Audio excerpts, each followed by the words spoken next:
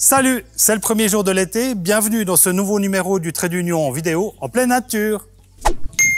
En pleine nature parce qu'on est au jardin botanique de Neuchâtel. Dans ce cadre idyllique se tiendra d'ici quelques jours le festival vivant Kesako, rencontre avec le maître des lieux. Blaise Mühlhauser, vous êtes le directeur du jardin botanique de Neuchâtel. Alors qu'est-ce qui va se passer ici à partir de vendredi ? Alors ce vendredi va débuter le Festival Vivant, qui est un festival qui est co-organisé par le Club 44, l'Université de Neuchâtel, le Théâtre du Pommier et le Jardin Botanique. Est-ce qu'il y a un coup de cœur dans la manifestation qui est prévue pour vous ? Oui, alors je pense aux enfants notamment, avec un beau spectacle qui s'appelle Bloom, qui est l'histoire d'une rose et d'un tournesol qui au départ s'ignorent merveilleusement, mais qui se sont réunis par des circonstances un peu particulières.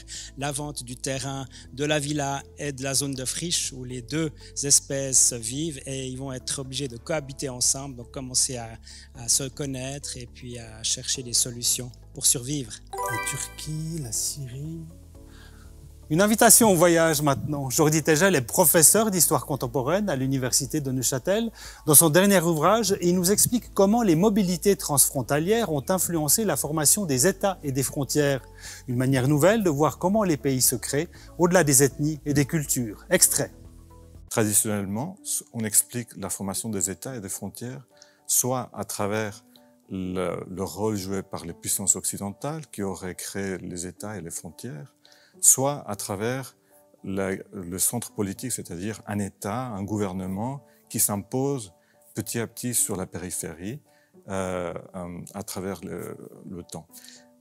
L'ouvrage montre en fait que si ces événements sont importants, il est aussi intéressant de regarder ce qui se passe dans les zones frontières, comment les dynamiques transfrontalières ont un impact sur la création des États et des frontières.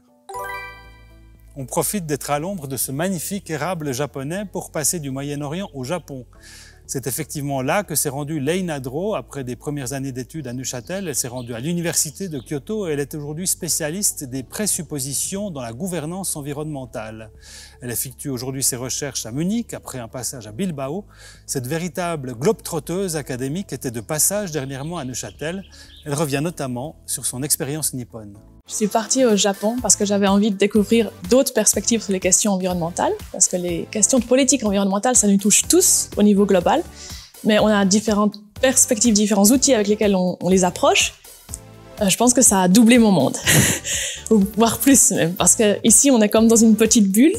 On est de toute manière dans une petite bulle, il n'y a pas de problème à ça, mais j'ai l'impression que mon séjour au Japon, j'ai énormément absorbé, je suis devenue adulte là-bas, et ça a devenu comme une autre petite bulle. Et de maintenant, j'ai l'impression que mon monde, il est beaucoup plus large, en fait.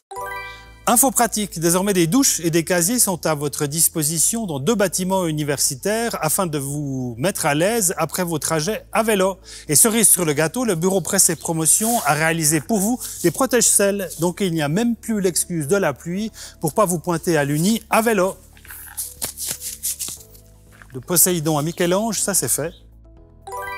En bref, Jeanne Lioda est étudiante de bachelor en archéologie, en littérature française et en sciences de l'Antiquité. Elle a remporté un prix dans le cadre du concours Jacqueline de Romilly pour sa nouvelle intitulée Pro Lingua Latina, Tibi Congratulator. Et le professeur à l'Institut de mathématiques, Paul Jolissaint, a été nommé à la présidence de la Société jurassienne d'émulation. Bravo à lui. Et puis, si vous voulez écouter plein de choses intéressantes, rendez-vous sur notre site www.unino.ch pour découvrir nos podcasts.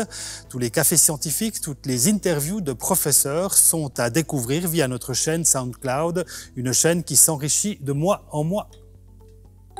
Du côté des publications, on partage avec vous notamment ce mois-ci le nouveau À la Une. C'est le magazine de l'université qui vient remplacer ce bon vieil Uninews, relookage, et thème de ce premier numéro, l'eau à flux tendu. Ici, les têtards, ils ont l'air plutôt détendus.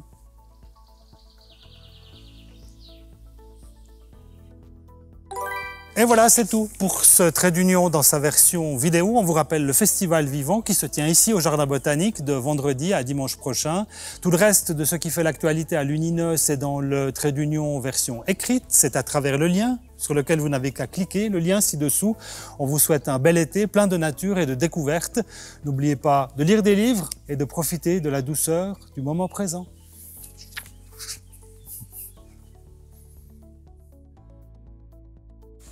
Et c'est là que, plouf,